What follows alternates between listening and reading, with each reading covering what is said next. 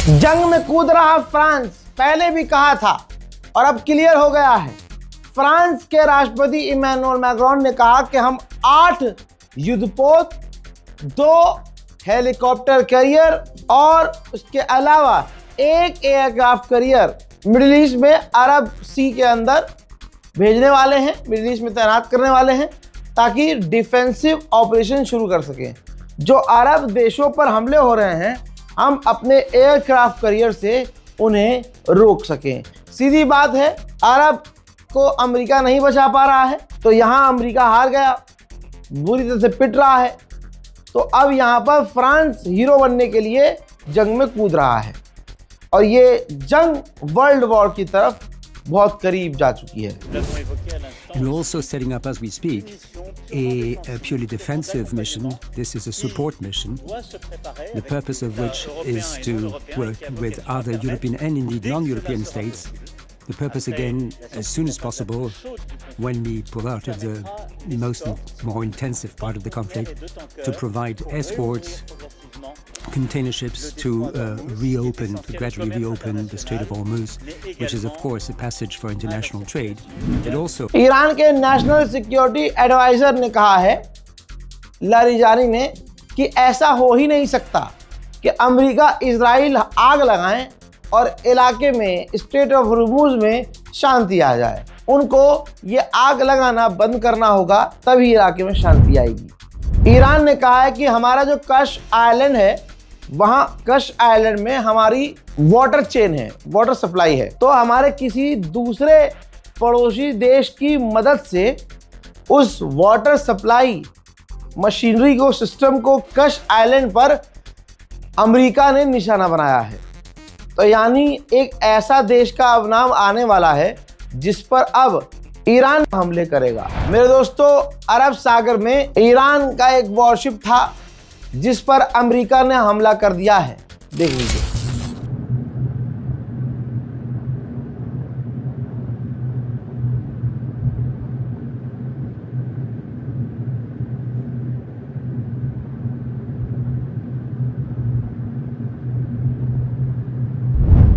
UAE ने ऐलान किया है कि हमारे 2 सैनिक हेलीकॉप्टर क्रैश में मारे गए हैं। वो हेलीकॉप्टर क्रैश ईरान के हमलों में हुआ, कैसे हुआ इसकी जानकारी अभी नहीं है। कतर ने ऐलान किया है कि हमने 17 बैलिस्टिक मिसाइल्स ईरान की इंटरसेप्ट की है। उधर यूक्रेन भी जंग में कूद गया है।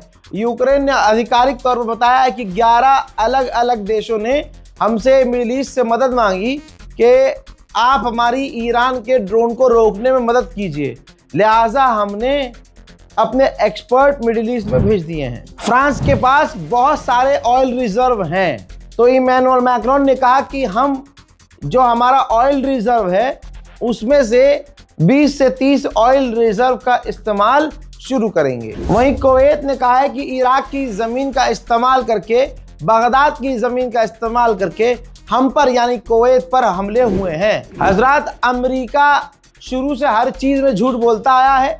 एक बार फिर से अमेरिका झूठ बोल रहा है।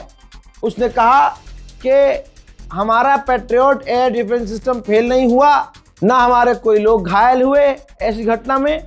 अमेरिका और जो दूसरे साथी हैं रूस झूठ बोल रहे हैं। लेकिन ये रहा वो वीडियो जिसके अंदर साफ देखा जा रहा है कि अमेरिका का पैट्रियट एयर डिफेंस सिस्टम पूरी तरह से फेल हुआ है और उसका इंटरसेप्टर करीब में ही जाकर सिविलियंस के इलाके में गिरा है, जिसमें बताया जा रहा है 13 लोग घायल भी हैं। लेकिन बहरैन की इस वीडियो को छुपा रहा है अमेरिका और झूठ बोल रहा है कि हमारा patriot air defence system fail नहीं हुआ। आखिर के 10 दिनों में इजराइल के अंदर 50 कार्गो जहाज उतरे हैं हथियार लेकर। ईरान के अंदर सिविलियंस को बिल्कुल गाजा की तरह निशाना बना रहा है इजराइल और अमेरिका। अब आपके सामने मंजर है, तेहरान के अंदर ईरान और अमेरिका ने मिलकर एक एम्बुलेंस को फिर से निशाना बनाया।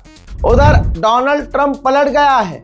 डोनाल्ड ट्रंप ने बिल्कुल बयान बदल दिया है और डोनाल्ड ट्रंप पर भरोसा मत करना दोस्तों। ट्रंप ने कहा कि मैं ज़मीनी ऑपरेशन ईरान में नहीं करने वाला और जो नया सुप्रीम लीडर बना है मैं उससे खुश नहीं हूं और अब मेरा आगे प्लान क्या होगा नहीं बताऊंगा। ट्रंप ने कहा है कि हमने ईरान की पूरी नेवी को तबाह कर दिया है, थोड़ी सी हिम्मत दिखाएं टैंकर और उस इलाके को क्रॉस करें। अब जो ईरान की ताकत है, पूरी ताकत लॉन्चर्स वॉन्चर्स सब लेके सिर्फ 20% है, तो टैंकर हिम्मत दिखाएं और इलाका क्रॉस कर लें। वहीं ईरान ने आधिकारिक तौर पर कहा है कि अमेरिका सिर्फ और सिर्फ इजराइल को बचा रहा है, अरब को नुकसान पहुंच रहा है, अरब से उसका कोई लेना देना नहीं है और अरब को नुकसान पहुंच भी रहा है। अमेरिका को सिर्फ और सिर्फ इजराइल की ही पड़ी है। हजरत मोहतरम, उधर सऊदी अरब में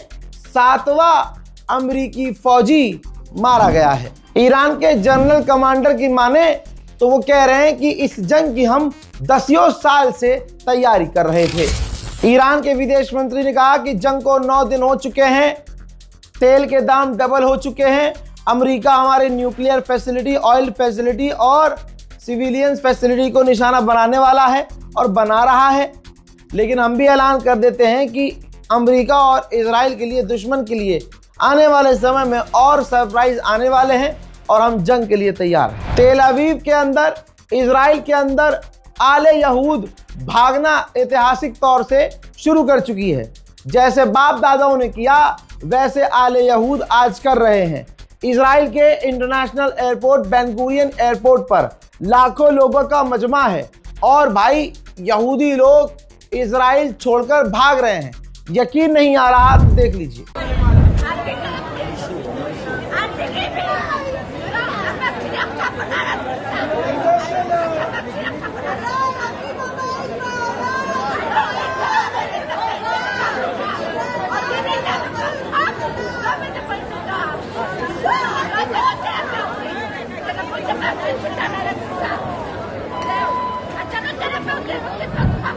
सऊदी अरब में अमेरिका के कई सारे मिलिट्री बेस हैं।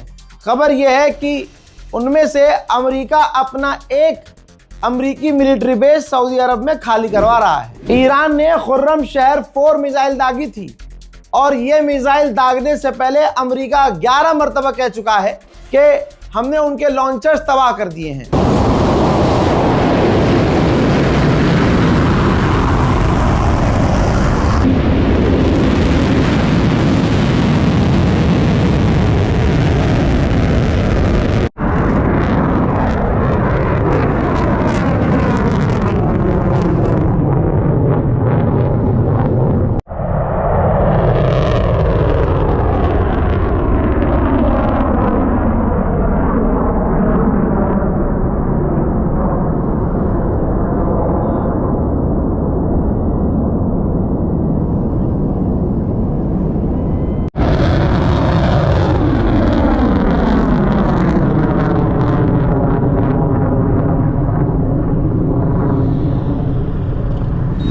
उधर ईरान के अंदर 1% भी गवर्नमेंट के खिलाफ प्रदर्शन नहीं हो रहे हैं, बल्कि इधर बमबारी हो रही है और उधर प्रदर्शन हो रहे हैं।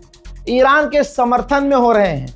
ईरान के सुप्रीम लीडर और अब उनके बेटे जो लीडर बने हैं, सुप्रीम लीडर मुस्तफा खामनाई, उनके सपोर्ट में प्रदर्शन चल रहे हैं। देख लो।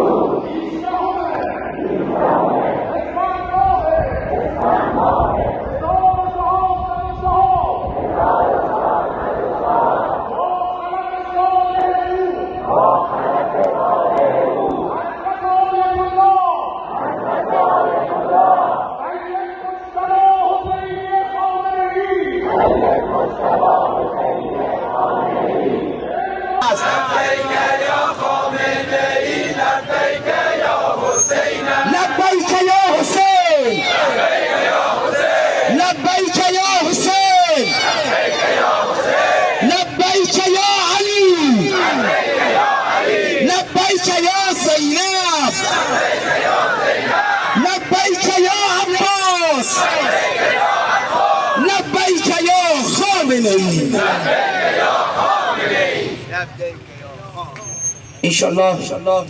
अजरबैजान को ईरान ने क्लियर कर दिया है और हो सकता है कि अजरबैजान ने कुछ चीज़ें खुद पता कर ली हों। अब अजरबैजान गर्म नहीं हो रहा है, फड़फड़ा नहीं रहा है, यहाँ तक कि उसने ईरान से जो अपना बॉर्डर बंद किया हुआ था वो बॉर्डर खोल लिया है। जो बरतानिया अभी कल तक युद्धपोत भेज रहा था, जो बरतानिया ईरान को जवाब देने की बात कर रहा था, जो बरतानिया ईरान पर हमले करने की बात कर रहा था, अमेरिका को खुश करने के लिए बड़ी बड़ी बातें कर रहा था, अब बरतानिया के प्रधानमंत्री ने देख लिया भाई ईरान बहुत मार रहा है, तो इन्होंने कह दिया कि डी एस्केलेशन पर बात करनी चाहिए। ब्रिटेन के प्रधानमंत्री ने कहा कि जंग खत्म करने के लिए, तनाव खत्म करने के लिए हमें बात करनी चाहिए। उधर अमेरिका के राष्ट्रपति गुलाबी जानवर, गुलाबी सुअर डोनाल्ड ट्रंप ने 3 दिन पहले कहा था कि हमने ईरान के मिसाइल्स लॉन्चर तबाह कर दिए हैं, उसकी मिसाइल कैपेबिलिटी तबाह हो चुकी है, अब वो हार रहा है, उसके पास कुछ नहीं है, लॉन्च मिसाइल कर नहीं पा रहा है। हजरात, मान लिया कि नहीं लॉन्च कर पा रहा है, लेकिन जितनी लॉन्च कर पा रहा है वो भी इन लोगों से नहीं झिल रही है। इजराइल में फिर से ईरान की 2-4 मिसाइलें जाकर गिरी हैं और जो तबाही मची है देखिए।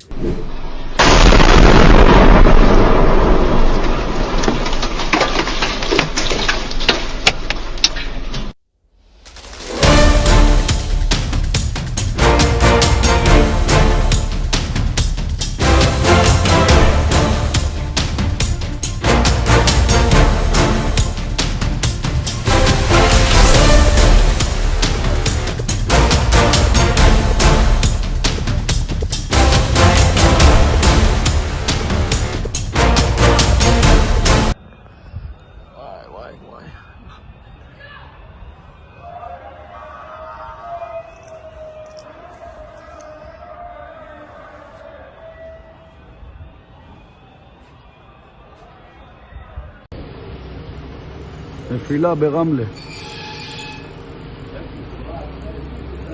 בלי אזעקה, בלי כלום. הייתה נפילה.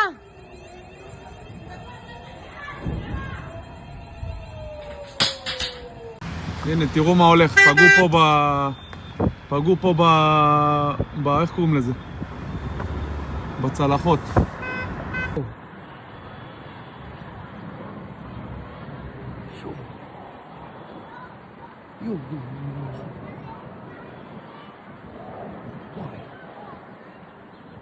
המטוס עושה פה שינוי כיוון. וואי כמה. הנה עוד אחד. תראה כמה.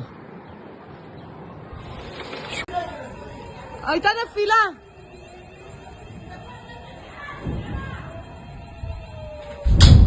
मेरे दोस्तों, अब यहूदी चुप नहीं रह पा रहे हैं। जो इजरायली लोग हैं अब वो सोशल मीडिया पर लिख रहे हैं और देखिए कई लोगों में से एक यहूदी ने ये लिखा है कि ईरान के मिसाइल्स हिट हो रहे हैं, बाहर धमाके हो रहे हैं, हम बंकर में छुपे हुए हैं, हम मिसाइलों को रोक नहीं पा रहे हैं, ईरान की मिसाइलें गिर रही हैं, कई दिनों से हम बंकर में हैं और बंकर से बाहर नहीं जा पा रहे हैं। हालात ऐसे हैं कि आप देखिए अंडरग्राउंड बेसमेंट में मेट्रो स्टेशन के अंदर यहूदी जिंदगी गुजारते हुए नजर आ रहे हैं। मेट्रो स्टेशन में यहूदी सो रहे हैं। ऐसी हालत ईरान ने कर दी है इनकी। इजराइल पर जो ईरान के मिसाइल और ड्रोन गिर रहे हैं उनको छुपा रहा है अमेरिका और इजराइल, छुपा रहे हैं, दोनों ही छुपा रहे हैं, नुकसान नहीं दिखा रहे हैं। लेकिन एक बड़ा अपडेट आया है, ईरान के हमलों में एक और यहूदी की इजराइल में मौत हुई है। अमेरिका के विदेश मंत्री ने कहा कि अब हमारा मकसद यही है कि हम उनकी फौज, उनकी नेवी, उनकी मिसाइल्स, उनके ड्रोन, उनके हथियारों को खत्म कर दें ताकि दुनिया सेफ हो जाए। यही अमेरिका का राष्ट्रपति एक दिन पहले तक कह रहा था कि हमारा मकसद है कि हम ईरान की रिजीम गिरा दें। डोनाल्ड ट्रंप हमले से पहले कह रहा था हमारा मकसद है हम रिजीम गिरा दें और रिजीम गिरते ही सब कुछ सही हो जाएगा। हजरात, इनके गोल क्लियर नहीं है, इनका मकसद क्लियर नहीं है। अब ये कभी कुछ कहते हैं, कभी कुछ कहते हैं, सबके अमेरिकी ऑफिशियल्स के चेहरे अगर आप देखेंगे उजड़े उजड़े नजर आ रहे हैं। The goals of this mission are clear, and it's important to continue to remind the American people of why it is that the greatest military in the history of the world is engaged in this operation. It is to destroy the ability of this regime to launch missiles, both by destroying their missiles and their launchers, destroy the factories that make these missiles, and destroy their navy. Israeli official ने कहा कि Iran surrender नहीं करेगा। हमें जब तक Iran में government गिर न जाए तब तक लड़ना पड़ेगा। हाँ, डोनाल्ड ट्रंप अगर कोई डील का ऑफर कर दे तो हो सकता है ईरान और ईरानी डील कर ले। इजरायली ऑफिशियल ने यह तक कह दिया भैया कि हमें नहीं पता कि ईरान की रिजीम कौन चेंज कर सकता है, हमें पता नहीं। मोसाद फेल हो गया दोस्तों, CIA फेल हो गया दोस्तों, ब्रिटेन की एजेंसियां फेल हो गई दोस्तों, और आज इजराइल का ऑफिशियल कह रहे हैं कि भैया हमें नहीं पता कौन रिजीम चेंज कर सकता है ईरान में, हमें नहीं मालूम। मेरे दोस्तों, इस रिपोर्ट को शेयर कीजिएगा। आपके सामने वो मंजर दिखा रहा हूं जो आपसे वादा किया था मैंने, वो पूरा किया है। मैंने कहा था लोगों से कि 9 मार्च को पहुंचिएगा। एक आवाज पर 6 घंटे पहले सिर्फ मैंने बोला और लोग वहां पहुंचे, ईरान एम्बेसी में पहुंचे, हजारों की तादाद में पहुंचे। वहां जाकर अपना शोक व्यक्त किया, कॉन्डोलेंस बुक में उन्होंने अपनी राय लिखी, एक एक व्यक्ति ने अपनी राय लिखी। लोग राजधानी दिल्ली से भी दूर दूर से लोग आए थे। मैं उन सभी का शुक्रिया अदा करता हूं। ईरान के एम्बेसडर से मुलाकात हुई, कई तरह की उनसे बात हुई और उन्होंने बहुत सारी चीज़ें बताई भी जो मेरे लिए नहीं थी।